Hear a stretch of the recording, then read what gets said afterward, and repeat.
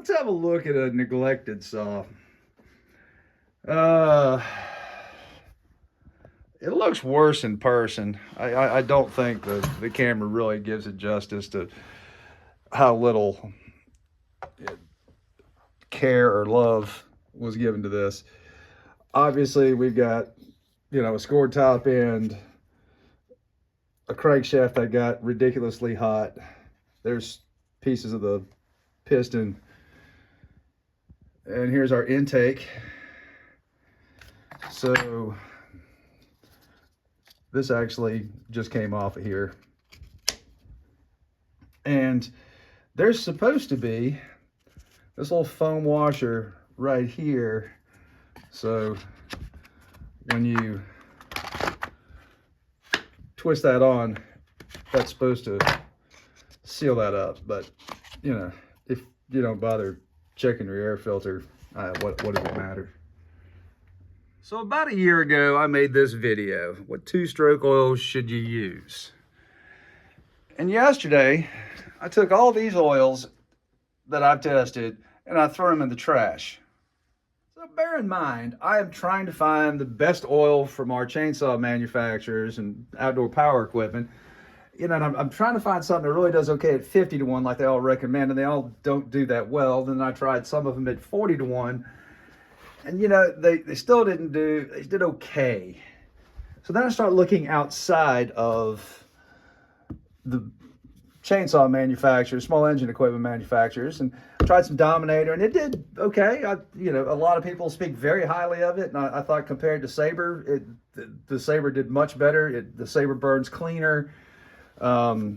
This leaves a very tacky film on the inside after you tear down. It's good, don't get me wrong. It's just not my favorite. I thought Sabre was the king of the hill. And I had some guys from the motorcycle community chime in and say, geez, you ought to try some of these oils. So I did.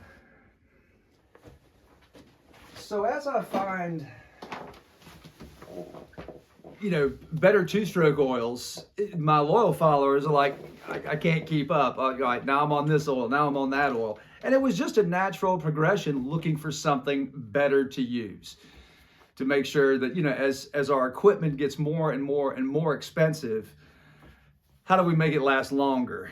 And I think that the 40 to 1 or 32 to 1 fan club, their stuff lasts longer, as long as they're using good oil that seems to burn well. And then now the next problem hits is accessibility.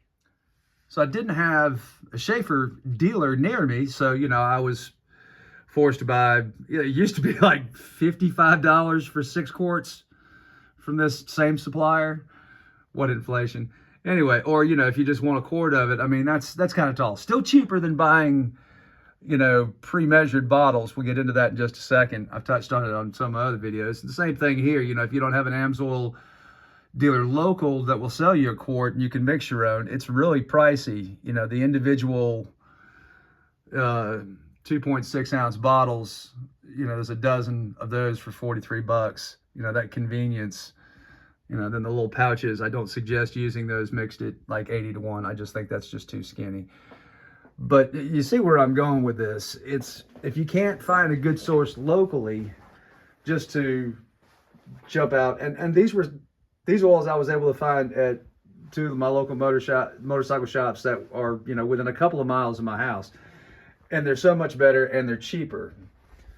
You're looking at $45 to $65 per quart in one-hit bottles. These are relatively pricey. And all it takes is, one of these little mix cups, which are surprisingly accurate. I've used my graduated cylinders to check to see how accurate this plastic printed cup is, and it's spot on. These have performed well above and beyond what anything else I've tried. The Sabre's real close, but again, I just can't go down the street and buy some Sabre. All right, let's just get down to brass tacks. Let's talk about what I feel is going to be your best oils. If you're still just hell-bent on running one of the manufacturer's oils, That's probably the best out of the three major manufacturers. And for $16.97 for a 16-ounce bottle, I can guarantee you that if you went and spent $15 on this bottle of HP2 and used it, it will double the life of your small engine equipment compared to Red Armor. That's how much better these motorcycle oils are. All right, so like I said, let's just sum this up. So you already heard me pitch. I don't think there's anything else out there as good as this. Sabre, if you can find it locally, or if you're willing to order it online, by the quart, mix your own. I think that's the biggest takeaway, is get away from the pre-measured bottles, buy a measuring cup, and just be diligent about when you mix. Mix it 40-1. The Bel-Ray H1R is fantastic, and the Motul. The only difference that I know of, I know there's different formulations for the 800 and the Bel-Ray, and the bottles that say premix are the kind that you actually pour in your gas, shake up, and are good. The ones that don't say premix are for the oil injectors. They're a little thinner, so it flows better in the oil injection system. But so for 2023 New Year's Eve, this is my oil picks for the year: Sabre, Bel-Ray H1R, Honda HP2, and Motul Off-Road 800. With that being said, if you don't check your air filter, I can't do anything for you, and these oils won't do anything. Lastly, let's just talk about fuel storage. You know, it's the wintertime right now. Basically, you're going to have about a 30 to 40 day window to use 10% ethanol fuel. If you're buying non-ethanol gas, you've got about a 90 to 120 day window max under ideal conditions. So start the springtime out with fresh mix and fresh gas.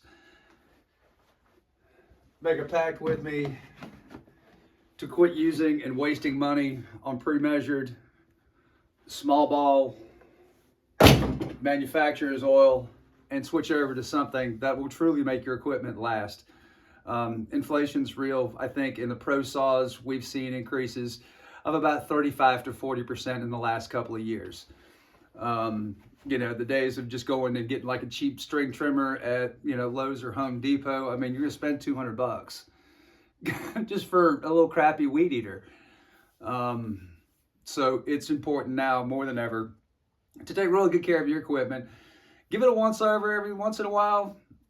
You know, if you've got an air compressor, blow off, clean, replace spark plugs, fuel filters, and air filters, and your equipment will last a long, long time.